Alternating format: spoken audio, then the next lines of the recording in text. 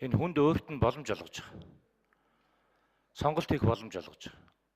Тэр тэтгэврийн насыг нэмсэн жил тутам хагас жилээр нэмсээр яваад байгаа 27-37 оноос хэрэгжих хүртэл энэ хугацаанд бас зай байна. Гэхдээ энэ хооронд ч гэсэн хүн болцлоо хангацсан бол эрхэн л нээгдэж байгаа. Түүнээс тэрийг заавал тэтгэврт гар суу гэсэн үг биш. Дээр нь өшөө захиргааны санаачлагаар халж болохгүйгээ оруулчих. Давхар хамгаалт болчихж байгаа. Энэ бүхэл талаараа бодсон тэтгэврийн насныхын тийм ашигтай хувилбар болж байгаамаа. Тэгээ энийг ашиглаад одоо сонгуул дуусаагүй байгааг шилэх үү?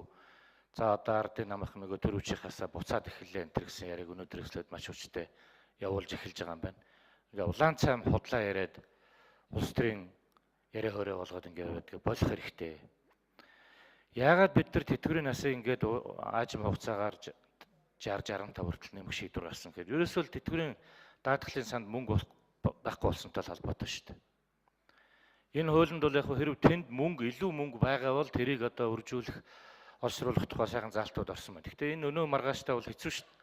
Тэтгэврийн санд мөнгө нь хангалтгүй дандаа төсвөөс татаас өгч нүунийг одоо өнөөдөр ажиллаж байгаа хүмүүсийн тэтгэврийг өгч байгаа. 20 он гэхэд бид нар улсын төсвөөс жилдээ бараг нэг их 80 төгрөг өгж иж өнөөдрийн тэтгэвэр авч байгаа хүмүүсийн тэтгэврийг өгнө.